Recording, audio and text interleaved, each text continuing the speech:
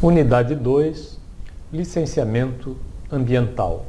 Nesta unidade, veremos todos os elementos associados ao processo de licenciamento ambiental, como um instrumento da Política Nacional do Meio Ambiente, bem como um instrumento de gestão ambiental. Licenciamento ambiental. Normas legais. Dentre as normas legais básicas associadas ao processo de licenciamento ambiental no Brasil, nós temos inicialmente a Lei 6938 de 1981, que foi a lei que instituiu a Política Nacional do Meio Ambiente, e ao instituir essa política, a Lei 6938 cria um sistema para operá-la e estabelece uma série de instrumentos, dentre os quais figura o licenciamento ambiental. Um outro elemento da base legal fundamental no processo de licenciamento ambiental é a atuação do CONAMA como conselho responsável pela regulamentação de normas que garantam a qualidade de meio ambiente.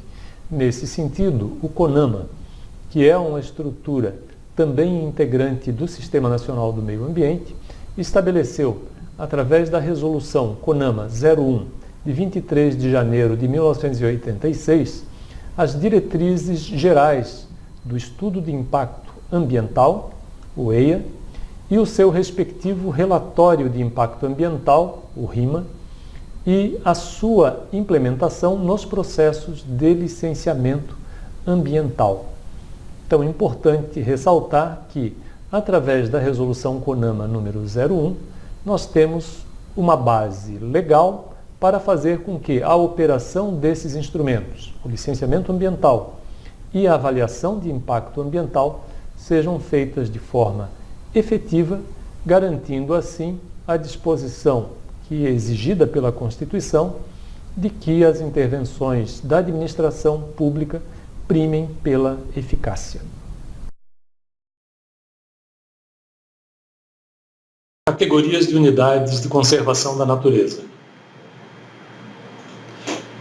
O Sistema Nacional de Unidades de Conservação da Natureza, o SNUC, ele é subdividido em dois grupos de unidades: as unidades de proteção integral e as unidades de conservação de uso sustentável. Nas unidades de proteção integral, o uso do recurso natural é bastante limitado e sofre algumas variações de acordo com suas diferentes categorias, que são assim estruturadas: Estação Ecológica, ESEC, a Reserva Biológica, o REBIL, o Parque Nacional, Parque Estadual ou Parque Natural Municipal, o Monumento Natural e o Refúgio de Vida Silvestre. Já as unidades de uso sustentável, elas são subdivididas em categorias assim definidas: Área de Proteção Ambiental, a APA, Área de Relevante Interesse Ecológico, a ARE, FLONA ou Floresta Nacional, a Reserva Extrativista, RESEX, a Reserva de Fauna, REFAO, a Reserva de Desenvolvimento Sustentável, RDS, e as reservas particulares do patrimônio nacional.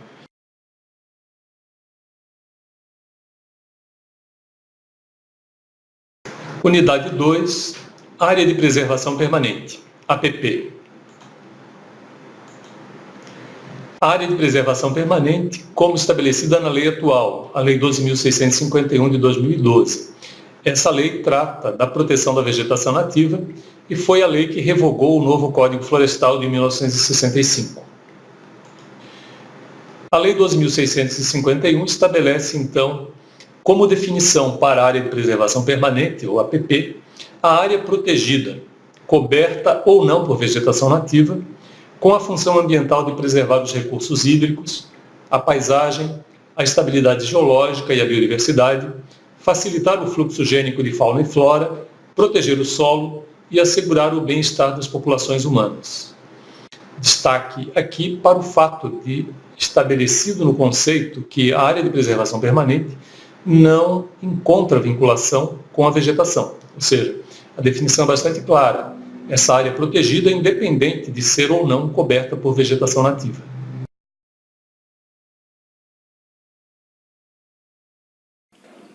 Uma outra modalidade de licença ambiental é o licenciamento ambiental de agroindústrias de pequeno porte e de baixo impacto ambiental.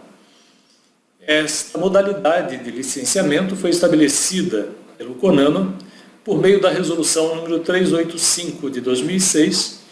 Ela estabeleceu as seguintes licenças: licença prévia e de instalação, LPI, que é a licença que autoriza tanto a localização quanto a instalação de abatedouros e estabelecimentos que processem pescados.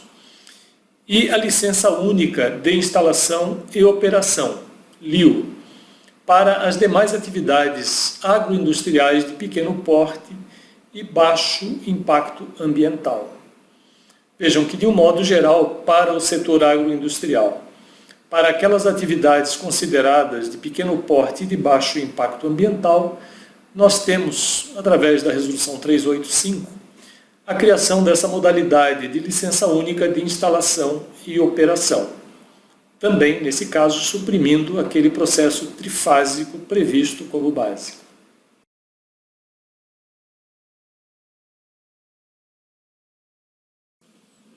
Unidade 2, avaliação de impacto ambiental. A avaliação de impacto ambiental, ela prevê a realização de uma série de procedimentos. Sumariamente, nós podemos aqui destacar o EIA, que é o estudo de impacto ambiental, o AIA, a avaliação de impacto ambiental, a conjugação do EIA com o relatório de impacto ao meio ambiente, o RIMA, constituindo então um documento conjugado, qual seja o EIA-RIMA, o projeto básico ambiental, o plano de controle ambiental, o plano de recuperação de áreas degradadas, o relatório de controle ambiental e o termo de referência.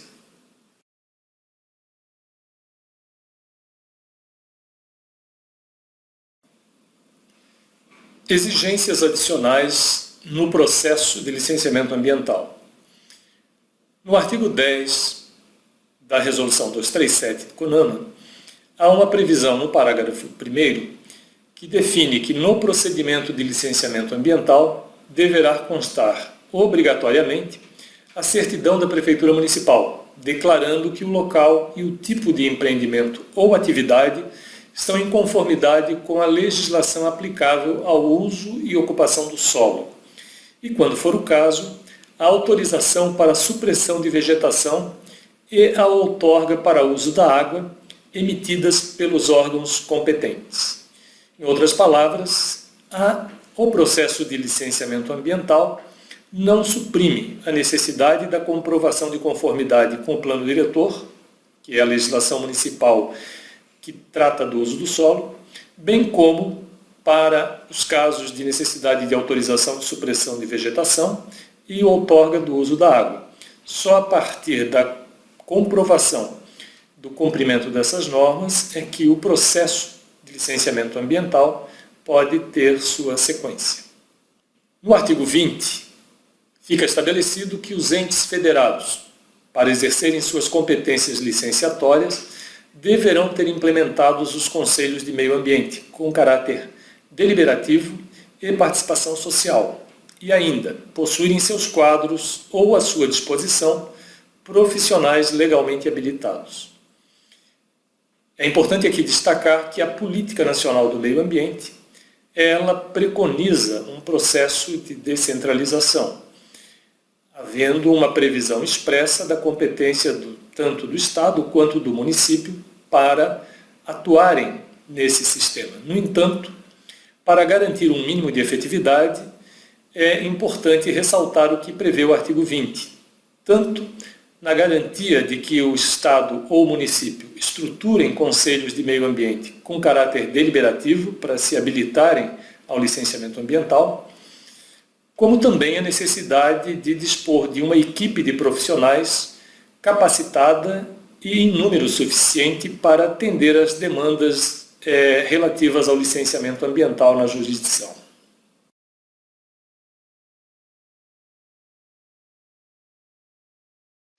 Se o empreendimento ele localiza-se na área de abrangência da Mata Atlântica, é necessário que, primeiro, se há a necessidade da supressão de vegetação para a implantação do empreendimento, é necessário que se defina se essa vegetação é primária ou secundária. Se a vegetação for secundária, ainda assim é necessário que se faça uma tipificação dessa vegetação, caracterizando-se o estágio sucessional, ou seja, preciso se definir se é uma vegetação secundária em estágio inicial de regeneração, se é uma vegetação em estágio médio de regeneração ou em estágio avançado de regeneração, porque a lei ela faz previsões distintas de acordo com a característica dessa vegetação.